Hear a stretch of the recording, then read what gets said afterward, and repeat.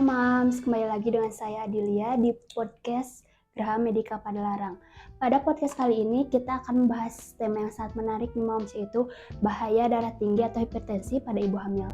Tentunya saya nggak sendiri nih Mams, saya dengan ahlinya yaitu dokter spesialis kandungan, Dr. Ridwan Abdullah Putra.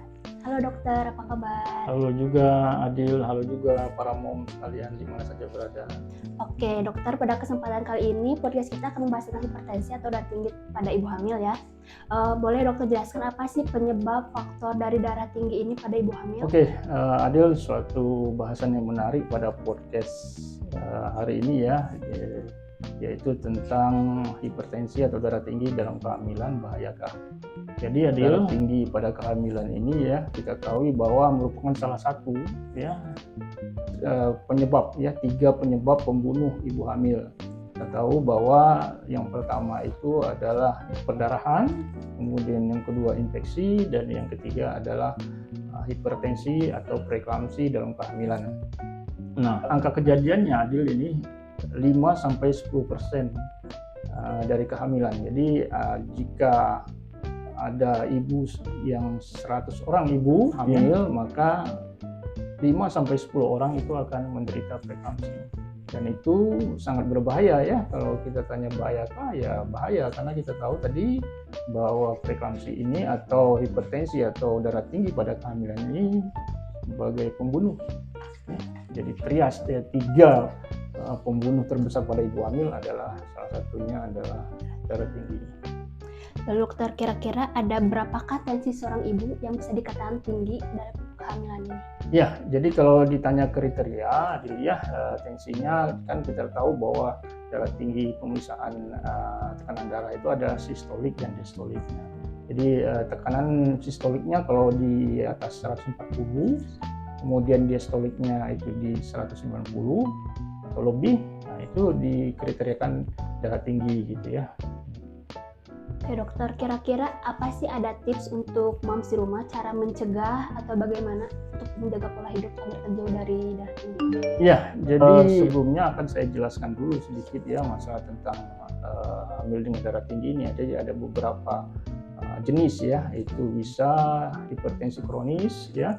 Jadi ibunya sebelum hamil dia sudah menderita darah tinggi ya. Kemudian ada lagi hipertensi gestasional ya, itu darah tingginya muncul ya setelah 20 minggu kehamilan, tetapi pemeriksaan protein urinnya negatif. Nah, ada lagi yang berbahaya, itu yang lebih berbahaya adalah preeklamsi ya, preeklamsi dan eklamsi variannya ya.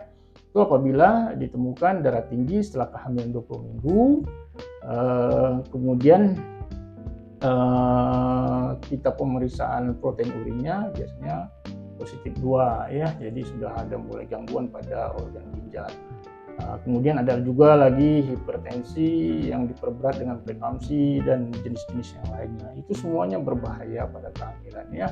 Jadi kalau ditanya tips bagaimana ya, sebaiknya ibu sejak awal sebelum hamil, bahkan dari awal kehidupan harus hidup sehat gitu ya. Makan dengan gizi yang teratur, olahraga yang teratur, istirahat yang teratur, hindari alkohol, hindari merokok. Itu semua merupakan faktor-faktor pencetus untuk terjadinya hipertensi atau darah tinggi. Dokter, kira-kira misalnya kan ada ibu hamil yang memiliki gejala atau penyakit darah tinggi ini, apakah bisa lahiran normal atau apa emang harus sesar? Oh enggak semua ibu dengan darah tinggi atau dengan preeklamsi harus dilakukan atau determinasi dengan seksi cesarean. Itu indikasinya indikasi tetap obstetri ya, harus ada indikasi khusus tentang obstetrinya apakah ada gangguan. Kecuali kalau terjadi misalnya eklamsi ya, eklamsi itu kan hamil dengan hipertensi tadi kemudian disertai kejang, itu mau tidak mau, atau impending eklamsi sudah ada tanda-tanda kejang, itu mau tidak mau kita harus segera lakukan terminasi kehamilan ya. Yang terbaik adalah seksi cesarean. Jadi pada prinsipnya ibu hamil dengan darah tinggi tidak harus dilakukan seksi cesarean. Jadi gimana, kita lihat dulu kondisi si ibu hamilnya gimana ya dok? Ya itu kondisi, kemudian ya indikasi obstetri gitu ya, memenuhi syarat atau tidak. Oke, kira-kira dok, darah tinggi ini nanti bisa turun nggak sih ke si kecil kalau misalnya si ibunya memiliki riwayat darah tinggi ini? Oh, kalau ditanya ke anaknya kemungkinan saja, karena kan salah satu faktor pencetusnya ada riwayat keluarga gitu ya. Jadi memang misalnya Adil nanti amit-amit ya, misalnya hamil kemudian ada darah tinggi, ya mungkin saja anak Adil yang perempuan nanti apabila dia hamil kemudian melahirkan ada resiko untuk terjadinya hipertensi. Mungkin dari ibunya sendiri lebih baik jauh-jauh hari sebelum hamil gitu ya. Ya itu tadi saya bilang harus menjaga kesehatan. Nah, ya hidup sehat, pola hidup sehat lah ya, dengan olahraga yang teratur, gizi yang teratur, kemudian hindari merokok, minum alkohol, dan penata laksanaan atau manajemen stres yang baik. Oke dokter, kira-kira seorang ibu hamil tahu bahwa dia memiliki darah tinggi itu nanti kedepannya gimana ya untuk kehamilan selanjutnya? Ya, jadi kalau dia mau tahu bahwa dia hamil dengan darah tinggi ya harus dilakukan pemeriksaan. Jadi harus dilakukan pemeriksaan tekanan darah. Kita bisa ke klinik, puskesmas atau ke rumah sakit terdekat untuk melakukan. Jadi disarankan ibu hamil memang harus melakukan pemeriksaan atau pengecekan ya, terutama yaitu tadi tekanan darahnya. Kemudian untuk kita diagnosis sampai ke misalnya preeklamsia, yaitu harus ada pemeriksaan protein urin namanya. Ya biasanya dengan dipstick atau pemeriksaan lainnya. Kalau dia positif 2, udah. Namun demikian kita juga ada tanda-tandanya, biasanya ibu hamil dengan darah tinggi itu kadang-kadang biasanya pusing ya. Ada sebab misalnya nyeri ulu hati, kemudian pandangan mulai kabur, ada sesak misalnya, sudah timbul gangguan jantung, paru gitu ya, itu efek samping dari darah tinggi. Jadi ibu kalau ada keluhan-keluhan seperti itu ya segera melakukan pemeriksaan ya. Oke dokter, kira-kira ada gak sih obat atau vitamin yang dianjurkan untuk ibu hamil yang memiliki riwayat penyakit darah tinggi ini? Nah, untuk ibu yang pernah mengalami hamil dengan darah tinggi ini akan berisiko berulang nanti ya.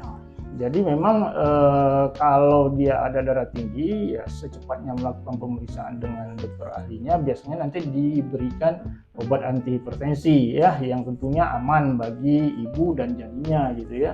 Kemudian diberikan obat-obat lainnya gitu. Biasanya pada kehamilan sejak dini itu sudah kita bisa prepare, kita melakukan pemeriksaan USG ya, color Doppler, kita bisa memprediksi bahwa pada kehamilan 20 minggu nantinya apakah dia akan menderita preeklamsia atau tidak. Nah, biasanya dokter ahlinya akan memberikan obat-obat yang bisa mencegah ya, timbulnya preeklamsia itu setelah mengetahui diagnosis dari pemeriksaan ultrasonografi.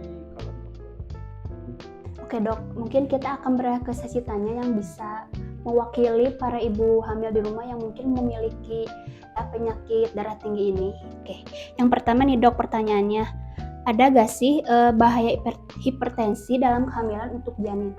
Ya, pasti ya. Tadi kan kita sudah menceritakan bahwa kalau ditanya bahaya ya berbahaya hamil dengan darah tinggi ini, akan menimbulkan komplikasi, namanya komplikasi baik pada ibu maupun janinnya ya. Contohnya pada janin ya, terutama ya pada janin mengakibatkan pertumbuhan janin terhambat. Jadi karena kerusakan pada pembuluh darah yang lama itu mengakibatkan nutrisi dan oksigen ke janin berkurang, otomatis maka janinnya akan terhambat pertumbuhannya, janinnya lebih kecil ya dari usia kehamilan. Kemudian untuk persalinannya bisa terjadi persalinan prematur ya, karena apalagi kalau ibunya hamil dengan kejang itu kan mau tidak mau kita harus segera lahirkan, karena satu-satunya obat Adil ya yang bisa menyembuhkan ibu hamil dengan darah tinggi dan kejang ini adalah lahirkan segera babynya, otomatis ya jadi prematur. Kemudian juga dapat mengakibatkan lepasnya plasenta, jadi namanya itu istilah di kedokterannya solusio plasenta. Jadi terjadi perdarahan hebat pada ibu ya. Kenapa? karena memang akibat kerusakan pembuluh darah itu mengakibatkan pecah pembuluh darah di plasenta itu, tembuni itu ya, sehingga mengakibatkan lepasnya plasenta. Nah, kalau sudah lepasnya plasenta kan itu harus segera dilahirkan. Nah, ibunya bahaya, babynya juga bahaya. Dan untuk ibu juga akan mengakibatkan misalnya kelainan-kelainan organ seperti jantung, paru, ginjal, hati, dan lainnya. Bahkan akhirnya dapat mengakibatkan kematian ibu dan janin. Nah, itu makanya hamil dengan darah tinggi jangan dianggap sepele ya, Adil ya. Betul. Sangat berbahaya sekali, jadi perlu segera penanganan. Mungkin dokter, ini pertanyaan terakhir untuk podcast kita pada kali ini. Bagaimana sih cara menangani hipertensi dalam kehamilan? Ya, jadi kalau ditemukan misalnya sudah kita ada keluhan, tadi saya bilang harus segera ke pusat layanan kesehatan, ya, baik itu di puskesmas, bidan, di PPK 1 maupun PPK 2. Jadi kalau sudah ada gejala seperti tadi pusing, mual, pandangan kabur, kemudian sampai sesak, ya, gangguan-gangguan lainnya, ya, kemudian kita lakukan pemeriksaan darah tinggi, ya, tekanan darah, ya ternyata tinggi, ya harus dirujuk pada fasilitas kesehatan tingkat lanjut. Nah, terutama yang tadi preeklamsia atau eklamsia, ya, jadi itu harus ditangani segera, Adil. Ya. Nah, biasanya nanti dokter ahlinya akan memberikan obat-obat, ya, melakukan stabilisasi pada pasien, memberikan obat anti kejang. Nah, apabila kehamilannya misalnya masih di bawah 34 minggu, ya, berarti itu kan kurang bulan, ya. Biasanya kita berikan obat-obat untuk pematangan paru, jadi mempercepat proses pematangan paru dari janin. Biasanya setelah 2 hari dilahirkan. Karena tadi saya bilang, Adil, obat yang paling manjur, paling mujarab adalah lahirkan babynya. Tapi kan kalau prematur kan mau tidak mau kan, ya, kita harus juga prepare supaya nanti babynya tetap sehat, ya, paru-parunya matang saat dilahirkan. Makanya harus dilakukan pematangan paru. Tapi kalau kehamilan sudah adheren, ya harus segera dilahirkan. Jadi saya pada kesempatan ini menghimbau pada ibu-ibu yang hamil tetap care, jangan sampai tadi bahwa preeklamsi atau hamil dengan darah tinggi ini akan meningkatkan angka kematian ibu dan atau janin, gitu ya. Nah, saya katakan tadi 3 terbesar sebagai pembunuh ibu maupun janin adalah kasus preeklamsi atau hamil dengan darah tinggi. Bahkan sampai dia dikatakan the killer silent, pembunuh dalam diam. Ya, kenapa?